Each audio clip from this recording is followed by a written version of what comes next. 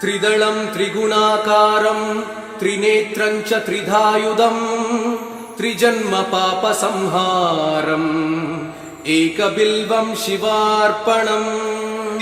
त्रिशाकै बिल्वपत्रैश्च अच्छिदै कोमलैः शुभै तव पूजां करिष्यामि एकबिल्वं शिवार्पणम् कोटिकन्या महादानं तिलपर्वतकोटयः काञ्चनं क्षीलदानेन एकबिल्वं शिवार्पणम् काशीक्षेत्रनिवासं च कालभैरवदर्शनम् प्रयागे माधवं दृष्ट्वा एकबिल्वं शिवार्पणम् इन्दुवारे व्रतं स्थित्वा निराहारो महेश्वरः नक्तं हौष्यामि देवेश एकबिल्वं शिवार्पणम् रामलिङ्गप्रतिष्ठा च वैवाहिककृतं तथा तटाकानि च सन्धानम् एकबिल्वं शिवार्पणम्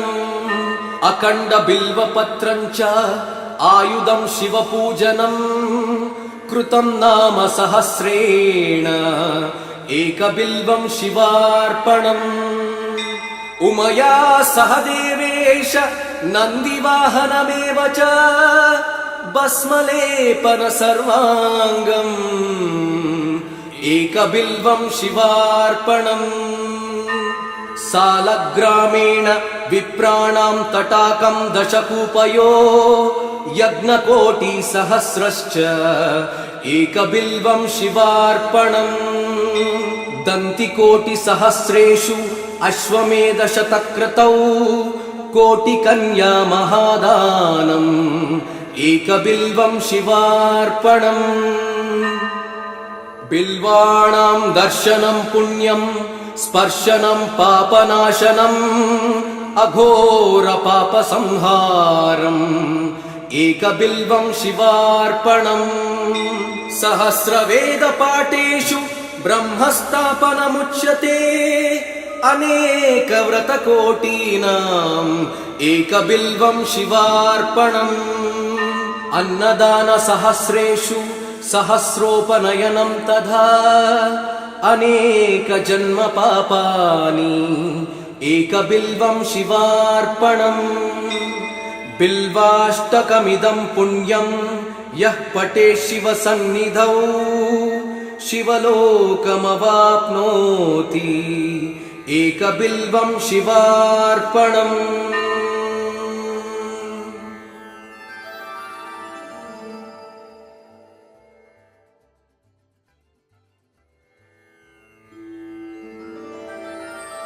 त्रिदलं त्रिगुणाकारं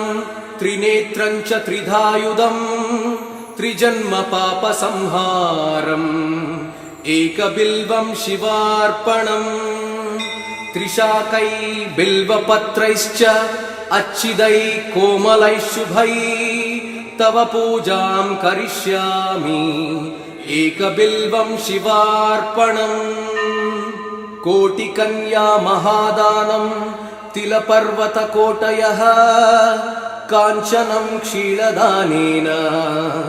एकबिल्वं शिवार्पणम् काशीक्षेत्रनिवासं च कालभैरवदर्शनम् प्रयागे माधवं दृष्ट्वा एकबिल्वं शिवार्पणम् इन्दुवारे व्रतं स्थित्वा निराहारो महेश्वरः नक्तं हौष्यामि देवेश एकबिल्वं शिवार्पणम् रामलिङ्गप्रतिष्ठा च वैवाहिककृतं तथा तटाकानि च सन्धानम् एकबिल्वं शिवार्पणम् अखण्डबिल्वपत्रं च आयुधं शिवपूजनम् कृतं नाम सहस्रेण एकबिल्वं शिवार्पणम् उमया सह देवेश नन्दिवाहनमेव च भस्मलेपन सर्वाङ्गम् एकबिल्वं शिवार्पणम् सालग्रामेण विप्राणां तटाकं दशकूपयो यज्ञकोटिसहस्रश्च एकबिल्वं शिवार्पणम् दन्तिकोटिसहस्रेषु अश्वमेधशतक्रतौ कोटिकन्या महादानम् एकबिल्वं शिवार्पणम् बिल्वाणां दर्शनं पुण्यं स्पर्शनं पापनाशनम् अघोरपापसंहारम् एकबिल्वं शिवार्पणम् सहस्रवेदपाठेषु ब्रह्मस्थापनमुच्यते अनेकव्रतकोटीनाम् एकबिल्वं शिवार्पणम् अन्नदानसहस्रेषु सहस्रोपनयनं तथा अनेकजन्मपापानि एकबिल्वं शिवार्पणम् बिल्वाष्टकमिदं पुण्यं यः पठेत् शिवसन्निधौ शिवलोकमवाप्नोति एकबिल्वं शिवार्पणम्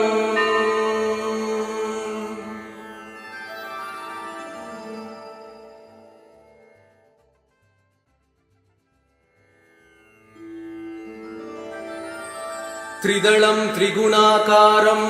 त्रिनेत्रं च त्रिधायुधं त्रिजन्मपापसंहारम् एकबिल्वं शिवार्पणम् त्रिशाकै बिल्वपत्रैश्च अच्छिदै कोमलैः शुभै तव पूजां करिष्यामि एकबिल्वं शिवार्पणम् कोटिकन्या महादानं तिलपर्वतकोटयः काञ्चनं क्षीरदानेन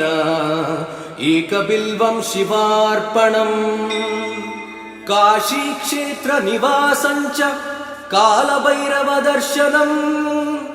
प्रयागे माधवं दृष्ट्वा एकबिल्वं शिवार्पणम् इन्दुवारे व्रतं स्थित्वा निराहारो महेश्वरः नक्तं हौष्यामि देवेश एकबिल्वं शिवार्पणम् रामलिङ्गप्रतिष्ठा च वैवाहिककृतं तथा तटाकानि च सन्धानम् एकबिल्वं शिवार्पणम् अखण्डबिल्वपत्रं च आयुधं शिवपूजनम् कृतं नाम सहस्रेण एकबिल्वं शिवार्पणम् उमया सह देवेश नन्दिवाहनमेव च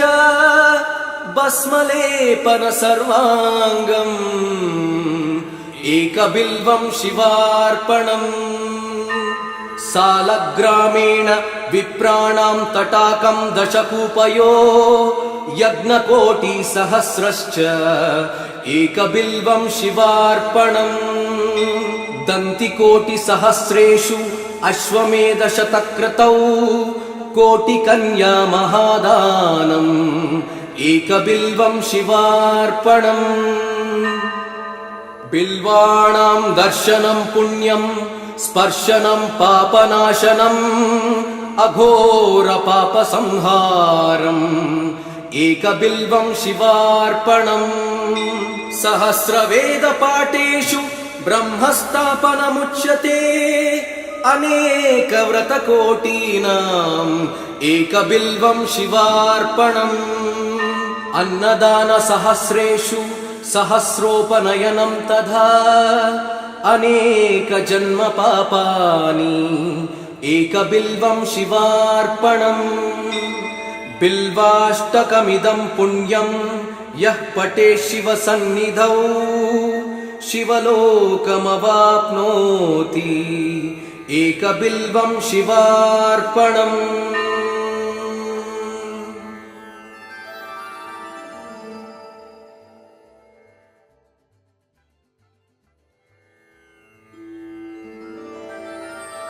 त्रिदलं त्रिगुणाकारं त्रिनेत्रं च त्रिधायुधं त्रिजन्मपापसंहारम् एकबिल्वं शिवार्पणम् त्रिशाकै बिल्वपत्रैश्च अच्छिदै कोमलैः शुभै तव पूजां करिष्यामि एकबिल्वं शिवार्पणम् कोटिकन्या महादानं तिलपर्वतकोटयः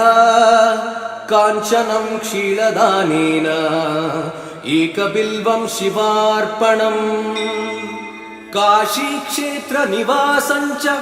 कालभैरवदर्शनम् प्रयागे माधवं दृष्ट्वा एकबिल्वं शिवार्पणम् इन्दुवारे व्रतं स्थित्वा निराहारो महेश्वरः नक्तं हौष्यामि देवेश एकबिल्वं शिवार्पणम् रामलिङ्गप्रतिष्ठा च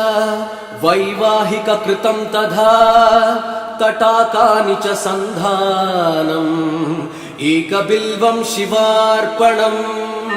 अखण्डबिल्वपत्रं च आयुधं शिवपूजनम् कृतं नाम सहस्रेण एकबिल्वं शिवार्पणम् उमया सह देवेश नन्दिवाहनमेव च भस्मलेपन सर्वाङ्गम् एकबिल्वं शिवार्पणम् सालग्रामेण विप्राणां तटाकं दशकूपयो यज्ञकोटिसहस्रश्च एकबिल्वं शिवार्पणम् दन्तिकोटिसहस्रेषु अश्वमेधशतक्रतौ कोटिकन्या महादानम् एकबिल्वं शिवार्पणम् बिल्वाणां दर्शनं पुण्यं स्पर्शनं पापनाशनम् अघोरपापसंहारम् एकबिल्वं शिवार्पणम् सहस्रवेदपाठेषु ब्रह्मस्थापनमुच्यते अनेकव्रतकोटीनाम् एकबिल्वं शिवार्पणम् अन्नदानसहस्रेषु सहस्रोपनयनं तथा अनेकजन्मपापानि एकबिल्वं शिवार्पणम् बिल्वाष्टकमिदं पुण्यं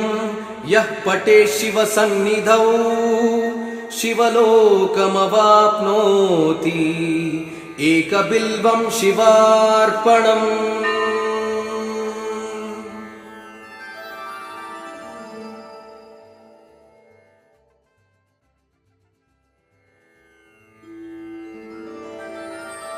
त्रिदलं त्रिगुणाकारं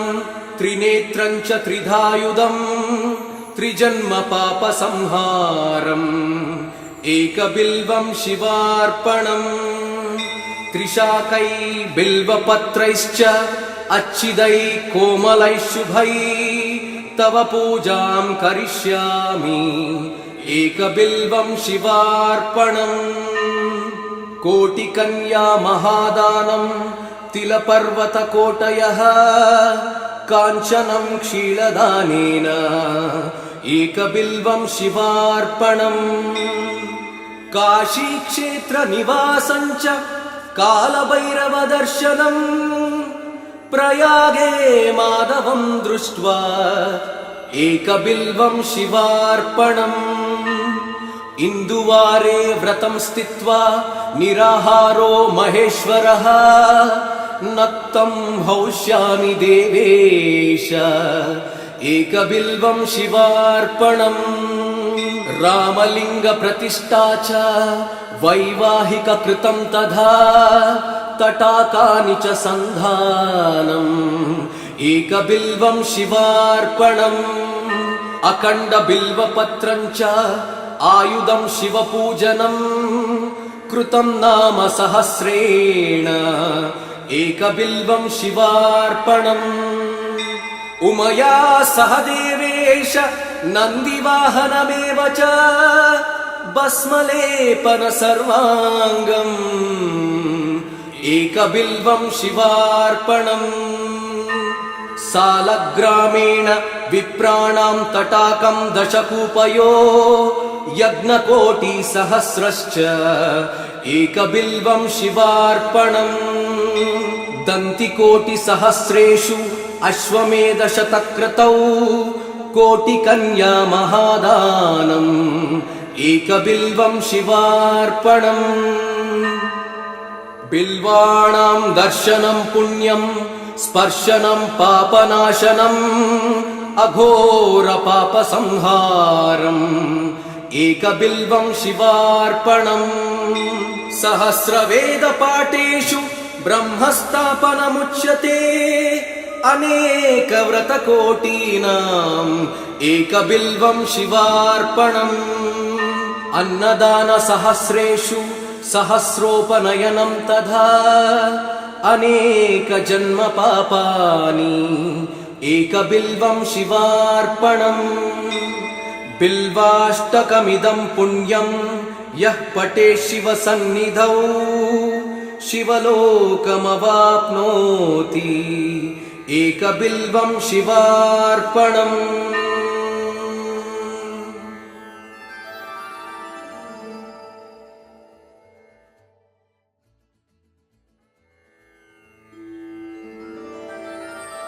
त्रिदलं त्रिगुणाकारं त्रिनेत्रं च त्रिधायुधं त्रिजन्मपापसंहारम् एकबिल्वं शिवार्पणम् त्रिशाकै बिल्वपत्रैश्च अच्छिदैः कोमलैः शुभैः तव पूजां करिष्यामि एकबिल्वं शिवार्पणम् कोटिकन्या महादानम् तिलपर्वतकोटयः काञ्चनं क्षीरदानेन एकबिल्वं शिवार्पणम् काशीक्षेत्रनिवासं च कालभैरवदर्शनम् प्रयागे माधवं दृष्ट्वा एकबिल्वं शिवार्पणम् इन्दुवारे व्रतं स्थित्वा निराहारो महेश्वरः नक्तं हौष्यामि देवेश एकबिल्वं शिवार्पणम् रामलिङ्गप्रतिष्ठा च वैवाहिककृतं तथा तटाकानि च सन्धानम् एकबिल्वं शिवार्पणम् अखण्डबिल्वपत्रं च आयुधं शिवपूजनम् कृतं नाम सहस्रेण एकबिल्वं शिवार्पणम् उमया सह देवेश नन्दिवाहनमेव च भस्मलेपन सर्वाङ्गम् एकबिल्वं शिवार्पणम्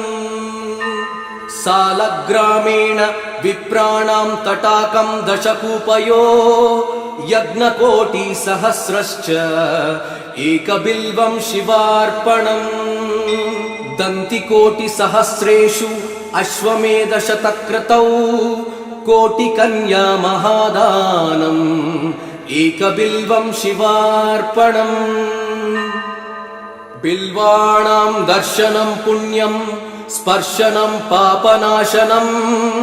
अघोरपापसंहारम् एकबिल्वं शिवार्पणम्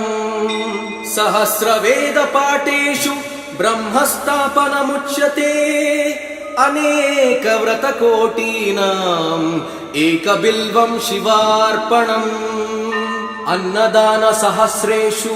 सहस्रोपनयनं तथा अनेकजन्मपापानि एकबिल्वं शिवार्पणम् बिल्वाष्टकमिदं पुण्यं यः पठेत् शिवसन्निधौ शिवलोकमवाप्नोति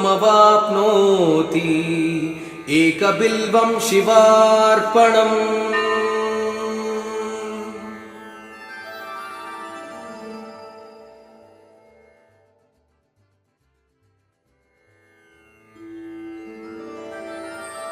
त्रिदलं त्रिगुणाकारं त्रिनेत्रं च त्रिधायुधं त्रिजन्मपापसंहारम् एकबिल्वं शिवार्पणम् त्रिशाकै बिल्वपत्रैश्च अच्छिदै कोमलैः शुभै तव पूजां करिष्यामि एकबिल्वं शिवार्पणम् कोटिकन्या महादानं तिलपर्वतकोटयः काञ्चनं क्षीरदानेन एकबिल्वं शिवार्पणम् काशीक्षेत्रनिवासं च कालभैरवदर्शनम् प्रयागे माधवं दृष्ट्वा एकबिल्वं शिवार्पणम् इन्दुवारे व्रतं स्थित्वा निराहारो महेश्वरः नक्तं हौष्यामि देवेश एकबिल्वं शिवार्पणम् रामलिङ्गप्रतिष्ठा च वैवाहिककृतं तथा तटाकानि च सन्धानम् एकबिल्वं शिवार्पणम् अखण्डबिल्वपत्रं च आयुधं शिवपूजनम् कृतं नाम सहस्रेण एकबिल्वं शिवार्पणम् उमया सह देवेश नन्दिवाहनमेव च भस्मलेपन सर्वाङ्गम् एकबिल्वं शिवार्पणम् सालग्रामेण विप्राणां तटाकं दशकूपयो यज्ञकोटिसहस्रश्च एकबिल्वं शिवार्पणम् दन्तिकोटिसहस्रेषु अश्वमेधशतक्रतौ कोटिकन्या महादानम् एकबिल्वं शिवार्पणम् बिल्वाणां दर्शनं पुण्यं स्पर्शनं पापनाशनम् अघोरपापसंहारम् एकबिल्वं शिवार्पणम् सहस्रवेदपाठेषु ब्रह्मस्थापनमुच्यते अनेकव्रतकोटीनाम् एकबिल्वं शिवार्पणम् अन्नदानसहस्रेषु सहस्रोपनयनं तथा अनेकजन्मपापानि एकबिल्वं शिवार्पणम् बिल्वाष्टकमिदं पुण्यं यः पठेत् शिवसन्निधौ शिवलोकमवाप्नोति एकबिल्वं शिवार्पणम्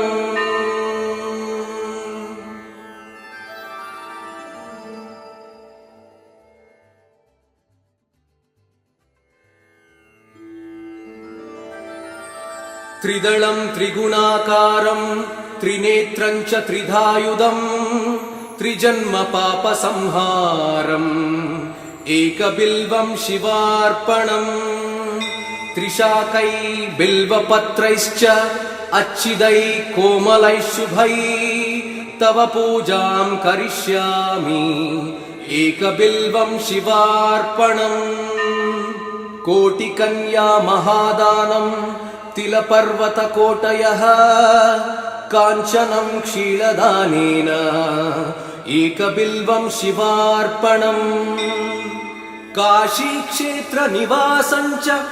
कालभैरवदर्शनम् प्रयागे माधवं दृष्ट्वा एकबिल्वं शिवार्पणम् इन्दुवारे व्रतं स्थित्वा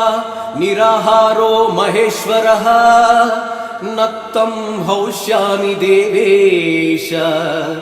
एकबिल्वं शिवार्पणम् रामलिङ्गप्रतिष्ठा च वैवाहिककृतं तथा तटाकानि च सन्धानम् एकबिल्वं शिवार्पणम् अखण्डबिल्वपत्रं च आयुधं शिवपूजनम् कृतं नाम सहस्रेण एकबिल्वं शिवार्पणम् उमया सह देवेश नन्दिवाहनमेव च भस्मलेपन सर्वाङ्गम् एकबिल्वं शिवार्पणम् सालग्रामेण विप्राणां तटाकं दशकूपयो यज्ञकोटिसहस्रश्च एकबिल्वं शिवार्पणम् दन्तिकोटिसहस्रेषु अश्वमेधशतक्रतौ कोटिकन्या महादानम् एकबिल्वं शिवार्पणम् बिल्वाणां दर्शनं पुण्यं स्पर्शनं पापनाशनम् अघोरपापसंहारम् एकबिल्वं शिवार्पणम् सहस्रवेदपाठेषु ब्रह्मस्थापनमुच्यते अनेकव्रतकोटीनाम् एकबिल्वं शिवार्पणम् अन्नदानसहस्रेषु सहस्रोपनयनं तथा अनेकजन्मपापानि एकबिल्वं शिवार्पणम् बिल्वाष्टकमिदं पुण्यं यः पठेत् शिवसन्निधौ शिवलोकमवाप्नोति एकबिल्वं शिवार्पणम्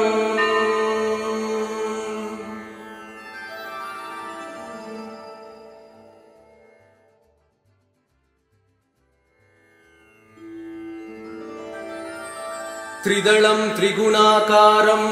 त्रिनेत्रं च त्रिधायुधं त्रिजन्मपापसंहारम्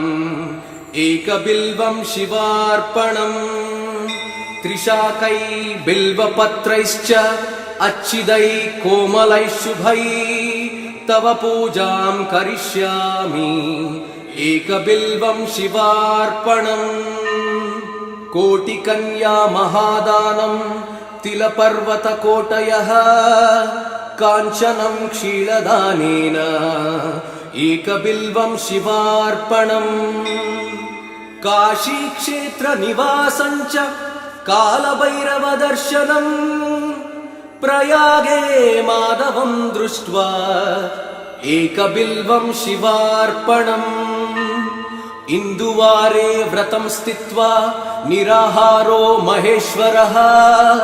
नक्तं हौष्यामि देवेश एकबिल्वं शिवार्पणम् रामलिङ्गप्रतिष्ठा च वैवाहिककृतं तथा तटाकानि च सन्धानम् एकबिल्वं शिवार्पणम् अखण्डबिल्वपत्रं च आयुधं शिवपूजनम् कृतं नाम सहस्रेण एकबिल्वं शिवार्पणम् उमया सह देवेश नन्दिवाहनमेव च भस्मलेपन सर्वाङ्गम् एकबिल्वं शिवार्पणम् सालग्रामेण विप्राणां तटाकं दशकूपयो यज्ञकोटिसहस्रश्च एकबिल्वं शिवार्पणम् दन्तिकोटिसहस्रेषु अश्वमेधशतक्रतौ कोटिकन्या महादानम् एकबिल्वं शिवार्पणम् बिल्वाणां दर्शनं पुण्यं स्पर्शनं पापनाशनम् अघोरपापसंहारम् एकबिल्वं शिवार्पणम् सहस्रवेदपाठेषु ब्रह्मस्थापनमुच्यते अनेकव्रतकोटीनाम् एकबिल्वं शिवार्पणम् अन्नदानसहस्रेषु सहस्रोपनयनं तथा अनेकजन्मपापानि एकबिल्वं शिवार्पणम् बिल्वाष्टकमिदं पुण्यं यः पठेत् शिवसन्निधौ शिवलोकमवाप्नोति एकबिल्वं शिवार्पणम्